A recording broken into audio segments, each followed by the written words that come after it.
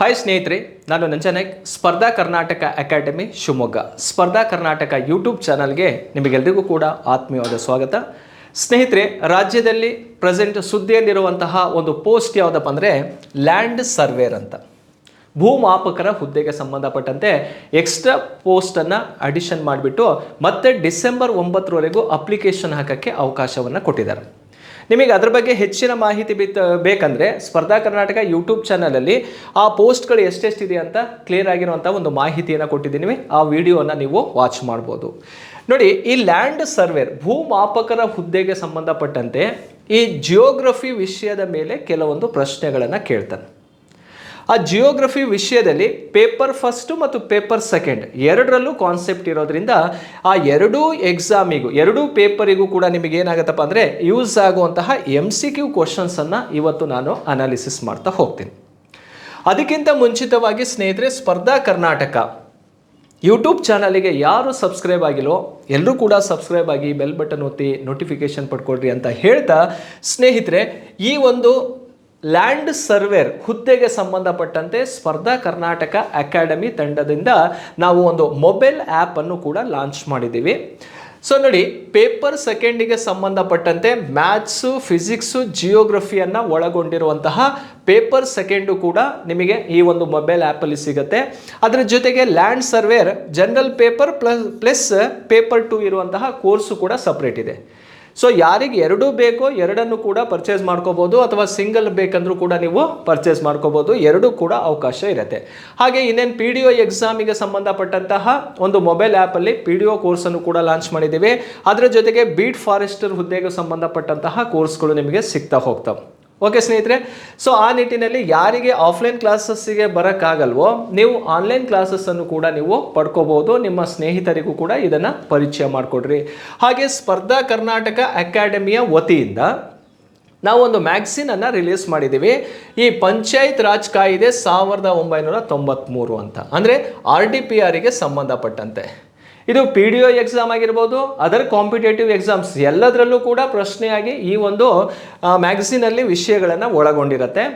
So ಈ magazine ಕೇವಲ ನಿಮಗೆ 99 ರೂಪಾಯಿಗೆ ಸಿಗುತ್ತೆ. ಇದ್ರ ಬಗ್ಗೆ ನಿಮಗೆ ಹೆಚ್ಚಿನ ಮಾಹಿತಿ ಏನಾದ್ರು ಬೇಕಿದ್ರೆ ಸೊ ಇಲ್ಲ ನಂಬರ್ ಕೊಡ್ತೀನಿ, ಆ ನಂಬರಿಗೆ ಕಾಲ್ ಮಾಡಿ ಅದರ ಬಗ್ಗೆ ಮಾಹಿತಿ ಪಡ್ಕೋಬೋದು. 9071673831 ಅಥವಾ 32 ನಂಬರಿಗೆ ಕಾಲ್ ಮಾಡಿ ಇದರ ಬಗ್ಗೆ ಹೆಚ್ಚಿನ ಮಾಹಿತಿ ಪಡ್ಕೊಳ್ರಿ ಅಂತ ಹೇಳ್ತಾ, ಸೊ ಈ ಲ್ಯಾಂಡ್ ಸರ್ವೇರ್ ಹುದ್ದೆಗೆ ಬೇಕಾದಂಥ ಒಂದು ಇಂಪಾರ್ಟೆಂಟ್ ಕ್ವಶನ್ಸ್ಗಳನ್ನು ಈಗ ಅನಾಲಿಸಿಸ್ ಮಾಡ್ತಾ ಹೋಗೋಣ. ಇವತ್ತಿನ ಮೊದಲನೇ ಪ್ರಶ್ನೆ ಯಾವುದು ನೋಡಿ ಸ್ನೇಹಿತರೆ, ಭಾಳ ಈಸಿ ಆಗಿರುವಂತಹ ಒಂದು ಕ್ವಶನ್ ಇದೆ. ನೀವು ಆನ್ಸರು ಕೂಡ ಮಾಡ್ಬೋದು ಅಂತ ಅಂದ್ಕೊಳ್ತೀನಿ. ನೀವು ದೋಣಿಯಲ್ಲಿ ಸಾಗುತ್ತಾ ಬಂಡೀಪುರ ರಾಷ್ಟ್ರೀಯ ಉದ್ಯಾನವನವನ್ನು ದಾಟಿ ಮಧುಮಲೈ ಪಕ್ಷಿಧಾಮಕ್ಕೆ ಹೋಗಬೇಕಾದರೆ ಯಾವ ನದಿಯನ್ನು ದಾಟುತ್ತೀರಿ? ನೋಡಿ, ಪ್ರಶ್ನೆ ಸಿಂಪಲ್ ಆಗಿದೆ, ಅರ್ಥ ಮಾಡ್ಕೋಬೇಕಷ್ಟೆ.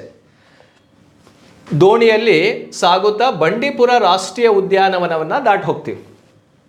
ಅಲ್ಲಿಂದ ಎಲ್ಲಿ ಹೋಗ್ತೀವಿ? ಮಧುಮಲೈ ಪಕ್ಷಿಧಾಮಕ್ಕೆ ಹೋಗಬೇಕಂದ್ರೆ ಸೊ ಯಾವ ನದಿಯನ್ನು ದಾಟ್ತೀವಿ ಅಂದರೆ ಆಪ್ಷನಲ್ಲಿ ನೋಡಿ, ತುಂಗಾ ನದಿ ಅಂತ ಇದೆ, ಕಬಿನಿ, ಮೋಯಾರ್, ಕಾವೇರಿ ನದಿ ಅಂತ 4 ಆಪ್ಷನ್ ಕೊಟ್ಟಿದ್ದಾರೆ. ಸೊ ಇಲ್ಲಿ ನಾವು ಇಂಡಿಯನ್ ಮ್ಯಾಪಲ್ಲೇ ನಾವು ನೋಡ್ಬೋದು. ಇಲ್ಲಿ ಕರ್ನಾಟಕ, ಈ ಭಾಗದಲ್ಲಿ ಕರ್ನಾಟಕ ಇದ್ದರೆ ಸೊ ಇಲ್ಲಿ ಕೇರಳ ಕಂಡುಬರುತ್ತೆ. ಇಷ್ಟು ಏರಿಯಾ ಯಾವುದಿದೆಯಪ್ಪ ಅಂದರೆ ತಮಿಳುನಾಡು ಕಂಡುಬರುವಂಥದ್ದು. ಈಗ ಕರ್ನಾಟಕದಲ್ಲಿ ಈ ಜಿಲ್ಲೆ ಯಾವುದಪ್ಪ ಅಂದರೆ ಚಾಮರಾಜನಗರ ಜಿಲ್ಲೆ. ಇದು ಚಾಮರಾಜನಗರ ಜಿಲ್ಲೆ. ಆ ಚಾಮರಾಜನಗರ ಕರ್ನಾಟಕ ಮತ್ತು ತಮಿಳುನಾಡಿನ ಗಡಿಯಲ್ಲಿರುವಂತಹ ಭಾಗವಾಗಿರುತ್ತೆ. ಆ ಭಾಗದಲ್ಲಿ ಕರ್ನಾಟಕದ ದಕ್ಷಿಣದಲ್ಲಿರುವಂತಹ ಒಂದು ಜಿಲ್ಲೆ ಯಾವುದಪ್ಪ ಅಂದರೆ ಚಾಮರಾಜನಗರ. ಆ ಚಾಮರಾಜನಗರ ಭಾಗದಲ್ಲಿ ಕಂಡುಬರುವಂತಹ ಒಂದು ರಾಷ್ಟ್ರೀಯ ಉದ್ಯಾನವನ ಯಾವುದಪ್ಪ ಅಂದರೆ ಬಂಡೀಪುರ ನ್ಯಾಷನಲ್ ಪಾರ್ಕ್. ಆ ಬಂಡೀಪುರ ಚಾಮರಾಜನಗರವನ್ನು ದಾಟಿ ಹಿಂಗೆ ಹೋದರೆ ನಾವು ತಮಿಳುನಾಡಿಗೆ ಹೋಗ್ತೀವಿ. ಅಲ್ಲಿ ಸಿಗುವಂಥದ್ದು ಯಾವುದಪ್ಪ ಅಂದರೆ ಮಧುಮಲೈ ಪಕ್ಷಿಧಾಮ ಸಿಗತ್ತೆ. ಹಾಗಾದರೆ ಇಲ್ಲಿ ಹರಿತಾ ಇರುವಂತಹ ನದಿ ಯಾವುದು ಅಂತ ನಮಗೆ ಕ್ಲಿಯರ್ ಇರಬೇಕು. ಆ ನದಿ ಮೋಯಾರ್ ನದಿ ಆಗಿರುತ್ತೆ. ನದಿ ಹೆಸರೇನು? ಮೋಯಾರ್. ಸರಿ, ಈ ಮೋಯಾರ್ ನದಿ ಇಂಪಾರ್ಟೆಂಟ್ ಏನು? ಮೋಯಾರ್ ನದಿ ಅನ್ನುವಂಥದ್ದು ಕರ್ನಾಟಕ ಮತ್ತು ತಮಿಳುನಾಡಿನ ಒಂದು ಗಡಿಯಾಗಿ ಕೂಡ ಹರಿಯುತ್ತೆ. ಇದು ಬಾರ್ಡ್ರು ಯಾರ್ದು, ಕರ್ನಾಟಕ ಮತ್ತು ತಮಿಳುನಾಡಿನ ಗಡಿಯಲ್ಲಿ ಹರಿಯುವಂಥ ನದಿ ಯಾವುದಪ್ಪ ಅಂದರೆ ರಿವರ್ ಮೋಯಾರ್ ಆಗಿರುತ್ತೆ. ಈ ನದಿಯನ್ನು ಮೈಸೂರು ಡಿಚ್ ಅಂತಲೂ ಕೂಡ ಕರೀತಾರೆ. ಮೈಸೂರು ಡಿಚ್ ಅಂತ ಅಂದರೆ ಮೈಸೂರು ಹಳ್ಳ ಅಂತ ಕರೀತಾರೆ. ಈ ಮೋಯರ್ ನದಿ ಯಾವ ನದಿಯ ಉಪನದಿ ಅಂತ ಕೇಳಿದರೆ ಇದು ಕಾವೇರಿ ನದಿಯ ಉಪನದಿ ಆಗಿರುತ್ತೆ. ಕಾವೇರಿ ನದಿಗೆ ಭವಾನಿ ನದಿ ಅಂತ ಒಂದು ಉಪನದಿ ಇದೆ. ಆ ಭವಾನಿ ನದಿಯ ಉಪನದಿ ಯಾವುದು, ಮೋಯಾರ್. ಅಷ್ಟೇ ಅಲ್ಲದೆ ಈ ಮೋಯಾರ್ ನದಿ ಭಾಗ ಏನಿದೆಯಲ್ಲ ಅದು ಈ ಒಂದು ರಾಷ್ಟ್ರೀಯ ಉದ್ಯಾನವನ ಭಾಗದಲ್ಲಿ ಹರಿತಾ ಇರುವಂಥ ಒಂದು ನದಿ ಆಗಿರುತ್ತೆ. ಜೊತೆಗೆ ಕಬಿನಿ ನದಿ ಅಂತ ಇದೆ ನೋಡಿ.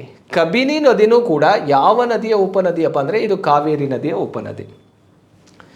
ಕಬಿನಿ ನದಿ ದಂಡೆ ಮೇಲಿರುವಂತಹ ಐತಿಹಾಸಿಕ ಸ್ಥಳ ಯಾವುದಪ್ಪ ಅಂದರೆ ನಂಜನಗೂಡು. ಕಪಿಲ ಅಥವಾ ಕಬಿನಿ ನದಿ ಅಂತ ಕರಿತೀವಲ್ಲ, ಆ ನಂಜನಗೂಡು ಕಬಿನಿ ನದಿಯ ದಂಡೆ ಮೇಲಿದೆ.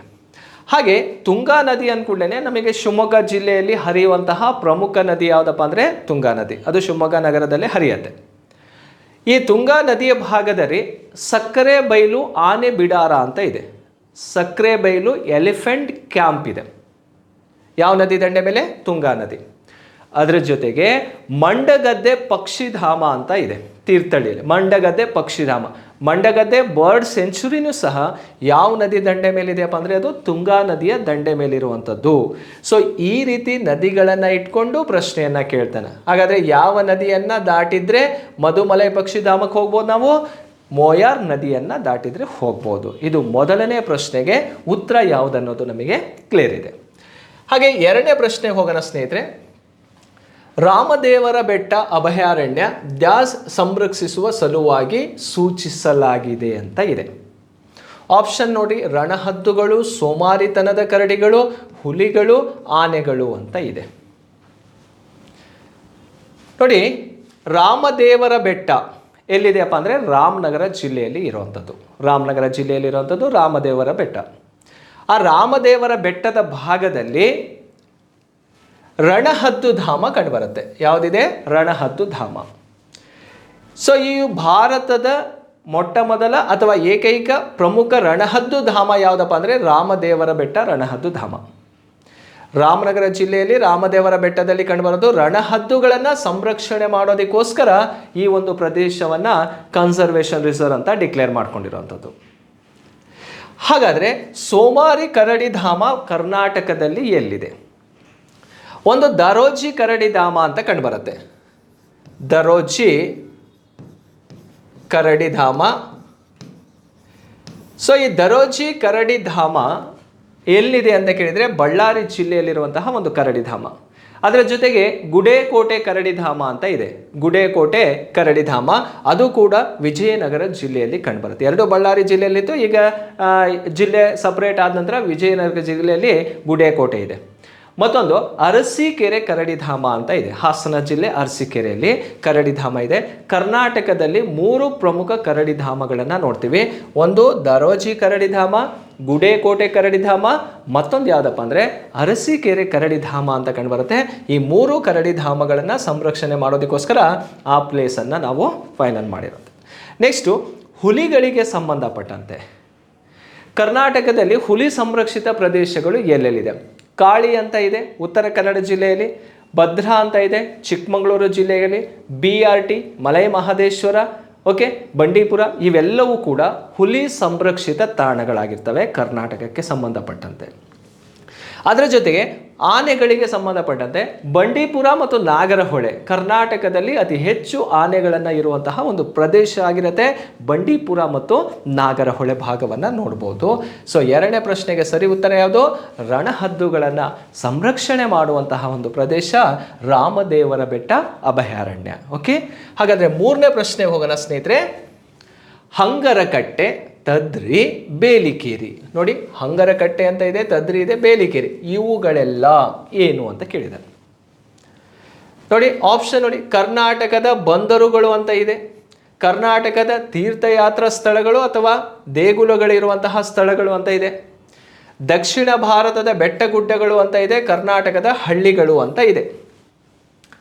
ಹಂಗರಕಟ್ಟೆ ಎನ್ನುವಂಥದ್ದು, ತದ್ರಿ ಎನ್ನುವಂಥದ್ದು, ಬೇಲಿಕೇರೆ ಎನ್ನುವಂಥದ್ದು ಏನಪ್ಪ ಅಂದರೆ ಇವು ಕರ್ನಾಟಕದ ಪ್ರಮುಖ ಬಂದರುಗಳು.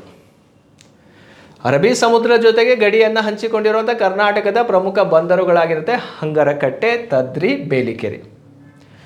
ನೋಡಿ, ಹಂಗರಕಟ್ಟೆ ಬಂದರು ಯಾವ ಜಿಲ್ಲೆಯಲ್ಲಿದೆ ಅಂತ ಕೇಳಿದರೆ ಇದು ಉಡುಪಿ ಜಿಲ್ಲೆಯಲ್ಲಿ ಕಂಡುಬರುವಂತಹ ಪ್ರಮುಖ ಬಂದರಾಗಿರುತ್ತೆ ಹಂಗರಕಟ್ಟೆ.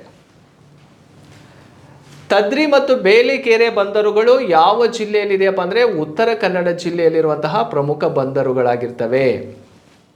ಒಟ್ಟಾರೆ ಹೇಳೋದಾದರೆ ಹಂಗರಕಟ್ಟೆ, ತದ್ರಿ, ಬೇಲಿಕೆರೆ ಅನ್ನೋಂಥದ್ದು ಯಾವ ಕೆಟಗರಿಗೆ ಸೇರಿರೋದು? ಇವು ಪೋರ್ಟ್ ಆಗಿರ್ತವೆ, ಕರ್ನಾಟಕದ ಪ್ರಮುಖ ಬಂದರುಗಳು. ಇದು 3ನೇ ಪ್ರಶ್ನೆಗೆ ಎ ಅನ್ನೋದು ಸರಿ ಉತ್ತರ ಆಗಿದೆ. 4ನೇ ಪ್ರಶ್ನೆಗೆ ಹೋಗೋಣ. ಕರ್ನಾಟಕ ರಾಜ್ಯದ ಅಕ್ಷಾಂಶಿಕ ವಿಸ್ತಾರವು ಅಂದರೆ ಲ್ಯಾಟಿಟ್ಯೂಡ್ ಪೊಸಿಷನ್ ಆಫ್ ಕರ್ನಾಟಕ. ಹಾಗಾದರೆ ಕರ್ನಾಟಕ ಯಾವ ಅಕ್ಷಾಂಶದಲ್ಲಿದೆ ಅಂತ ಕೇಳಿದರೆ 11 ಡಿಗ್ರಿ 31 ಮಿನಿಟ್ ಉತ್ತರ ಅಕ್ಷಾಂಶದಿಂದ 18 ಡಿಗ್ರಿ 45 ಮಿನಿಟ್ ಉತ್ತರ ಅಕ್ಷಾಂಶದ ನಡುವೆ ಕಂಡುಬರುತ್ತೆ ಕರ್ನಾಟಕ. ನೋಡಿ, ಕರ್ನಾಟಕದ ಅಕ್ಷಾಂಶಿಕ ಮತ್ತು ರೇಖಾಂಶಿಕ ಸ್ಥಾನಮಾನವನ್ನು ನೋಡೋದಾದರೆ ಅಥವಾ ಅಕ್ಷಾಂಶಿಕ ಮತ್ತು ರೇಖಾಂಶಿಕವನ್ನು ನೋಡೋದಾದರೆ ಸೊ ಲ್ಯಾಟಿಟ್ಯೂಡ್ ಮತ್ತು ಲ್ಯಾಂಗಿಟ್ಯೂಡ್ ಪೊಸಿಷನ್ನು ನಮಗೆ ಕ್ಲಿಯರ್ ಇರಬೇಕು ಕರ್ನಾಟಕದ್ದು. ಕರ್ನಾಟಕದ ಅಕ್ಷಾಂಶಿಕವಾಗಿ ಎಲ್ಲಿಂದ ಎಲ್ಲಿಗಿದೆ ಅಂತ ನೋಡಿದಾಗ ಎಲ್ಲಿಂದ ಸ್ಟಾರ್ಟ್ ಮಾಡ್ತೀವಿ? ಇದೇ ಪಾಯಿಂಟು. ಎಷ್ಟು ಡಿಗ್ರಿ? 11 ಡಿಗ್ರಿ 31 ಮಿನಿಟಿಂದ ಸ್ಟಾರ್ಟ್ ಆಗುತ್ತೆ. 11 ಡಿಗ್ರಿ 31 ಮಿನಿಟಿಂದ ಸ್ಟಾರ್ಟ್ ಆಯಿತು. ಯಾವುದು? ಉತ್ತರ ಅಕ್ಷಾಂಶದಿಂದ ಸ್ಟಾರ್ಟ್ ಆಗುತ್ತೆ. ನೆಕ್ಸ್ಟ್ ಇಲ್ಲಿ ಎಂಡ್ ಆಗತ್ತಲ್ಲ, ಇದು ಎಷ್ಟು ಡಿಗ್ರಿ ಅಂತ ಕೇಳಿದರೆ 18 ಡಿಗ್ರಿ 45 ಮಿನಿಟ್ ಉತ್ತರ ಅಕ್ಷಾಂಶದಲ್ಲಿ ಎಂಡ್ ಆಗುತ್ತೆ.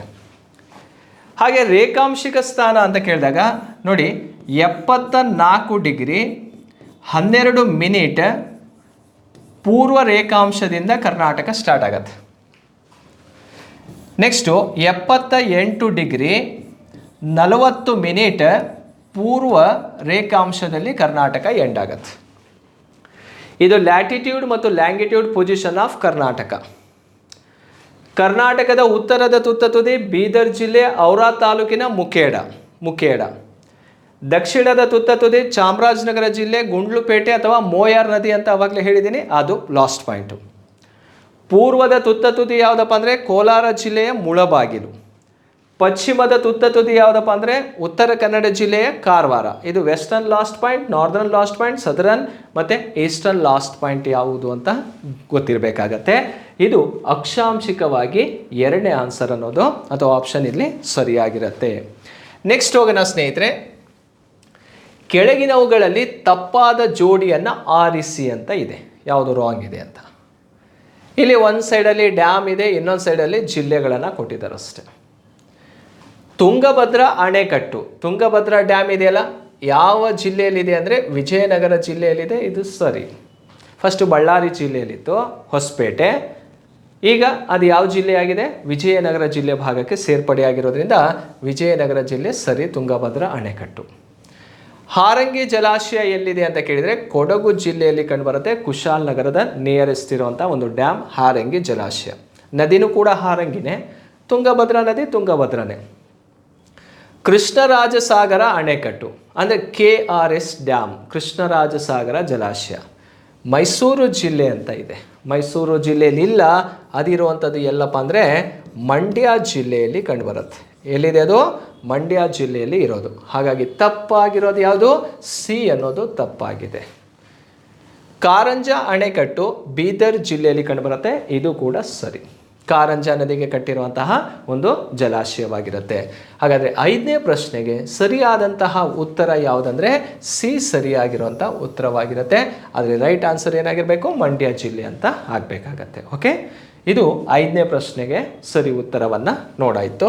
ಈಗ ನೆಕ್ಸ್ಟ್ ಪ್ರಶ್ನೆ ಹೋಗೋಣ. ಪಟ್ಟಿ 1 ಪಟ್ಟಿ 2ರೊಂದಿಗೆ ಸರಿ ಹೊಂದಿಸಿ ಮತ್ತು ಕೊಟ್ಟಿರುವ ಸಂಕೇತಾಕ್ಷರಗಳನ್ನು ಸರಿಯಾದದ್ದನ್ನು ಗುರುತಿಸಿ ಅಂತ ಇದೆ. ಪಟ್ಟಿ 1ರಲ್ಲಿ ಟ್ರಿಬ್ಯೂಟರೀಸ್ ಉಪನದಿಗಳಿದ್ದಾವೆ, ಪಟ್ಟಿ 2ರಲ್ಲಿ ನದಿಗಳಿದ್ದಾವೆ. ಮ್ಯಾಚ್ ಮಾಡಬೇಕಂದ್ರೆ ಯಾವ ನದಿ ಉಪನದಿ ಯಾವುದು ಅಂತ. ಈಗ ಪಾಪಾಗ್ನಿ ಅಂತ ನದಿ ಇದೆ. ಪಾಪಾಗ್ನಿ ಯಾವ ನದಿಯ ಉಪನದಿ ಅಂತ ಕೇಳಿದರೆ ಅದು ಪೆನ್ನಾರ್ ನದಿಯ ಉಪನದಿ. ಯಾವುದು? ಪಾಪಾಗ್ನಿ.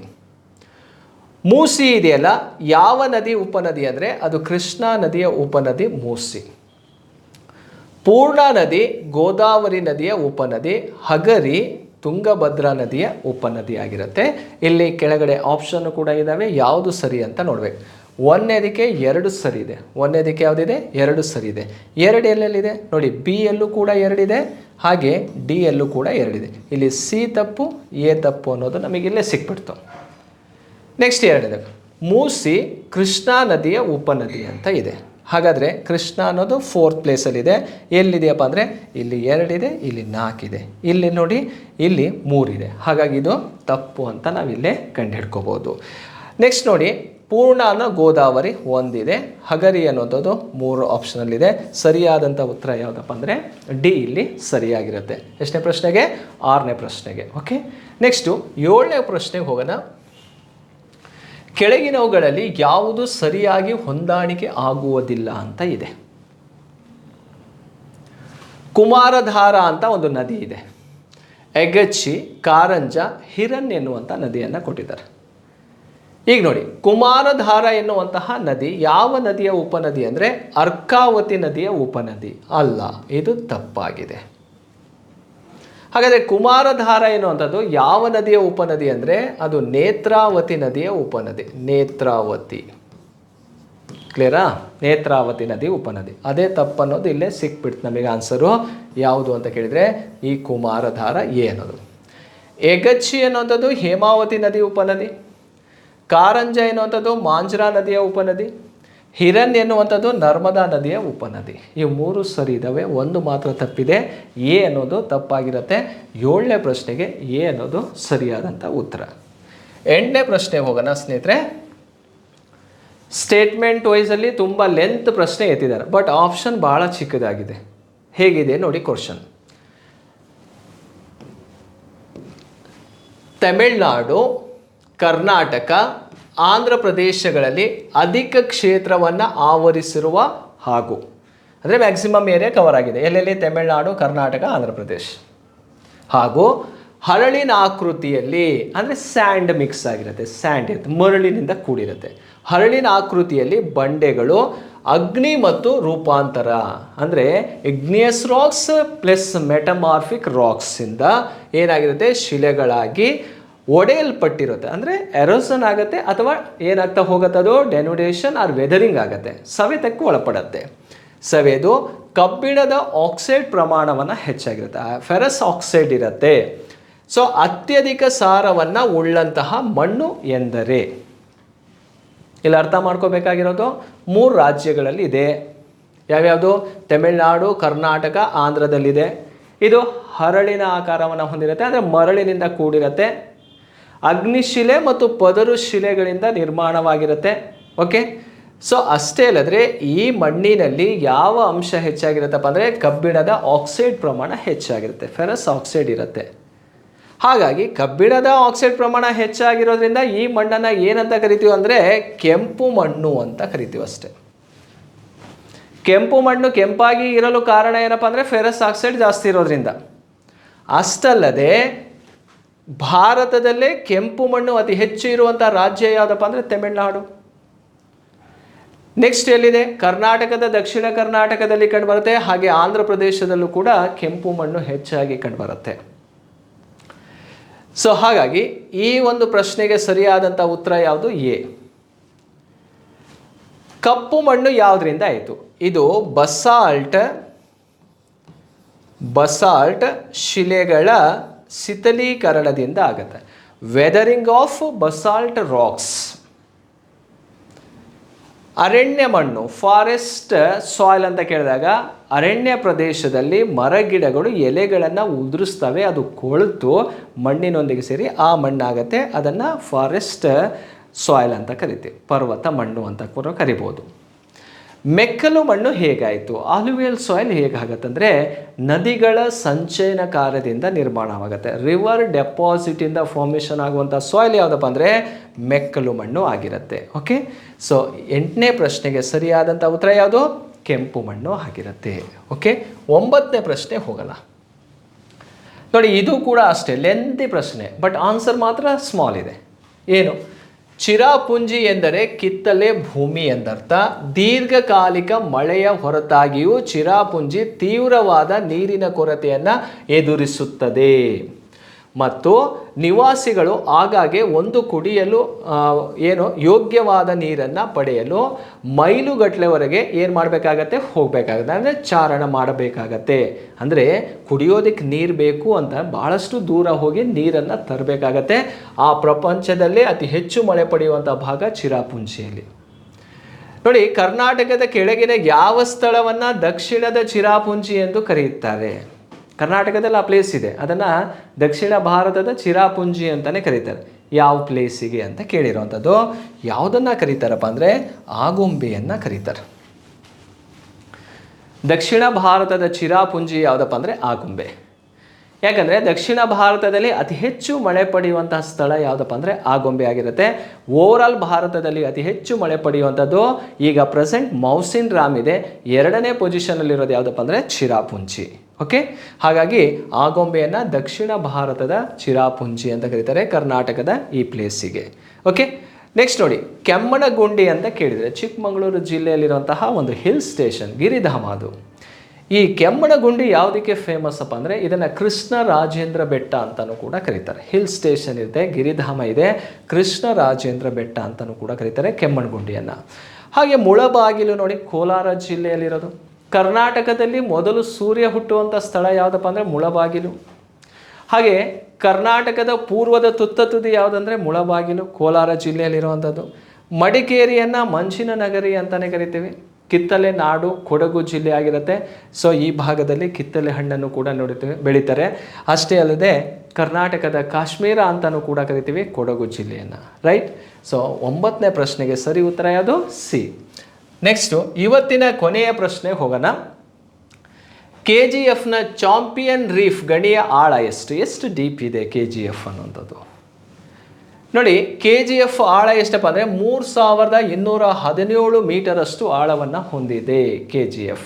ಇದು ಭಾರತದಲ್ಲೇ ಅತಿ ಆಳವಾದಂತಹ ಚಿನ್ನದ ಗಣಿ ಪ್ರದೇಶ. ಯಾವುದು? ಚಾಂಪಿಯನ್ ರೀಫ್ ಅನ್ನುವಂಥದ್ದು.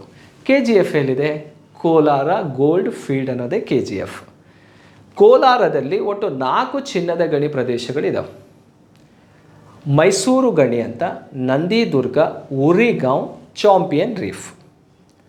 ಈ 4ರಲ್ಲಿ ಅತಿ ಆಳವಾದಂತಹ ಗಣಿ ಯಾವುದು ಅಂತ ಕೇಳಿದರೆ ಚಾಂಪಿಯನ್ ರೀಫ್ 3217 ಮೀಟರಷ್ಟು ಆಳವನ್ನು ಹೊಂದಿರುವಂಥ ಒಂದು ಗಣಿ ಪ್ರದೇಶವಾಗಿರುತ್ತೆ.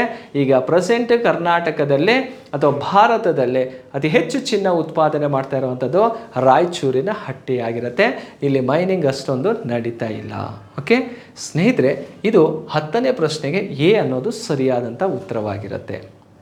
ನೋಡಿ, ಇಷ್ಟೊತ್ತು ಕೂಡ ನಾವು ಏನು ಲ್ಯಾಂಡ್ ಸರ್ವೇರ್ ಎಕ್ಸಾಮ್ಗೆ ರಿಲೇಟೆಡ್ ಆದಂತಹ ಒಂದು ಇಂಪಾರ್ಟೆಂಟ್ ಪ್ರಶ್ನೆಗಳನ್ನು ಅನಾಲಿಸಿಸ್ ಮಾಡಿದ್ದೀನಿ. ಈ ವಿಡಿಯೋ ಇಷ್ಟವಾದರೆ ಲೈಕ್ ಮಾಡಿ, ಕಾಮೆಂಟು ಕೂಡ ಮಾಡಿ, ಶೇರ್ ಮಾಡಿರಿ ಅಂತ ಹೇಳ್ತಾ ಇವತ್ತಿನ ಈ ಒಂದು ಸೆಷನನ್ನು ಮುಗಿಸ್ತೀನಿ. Thank you.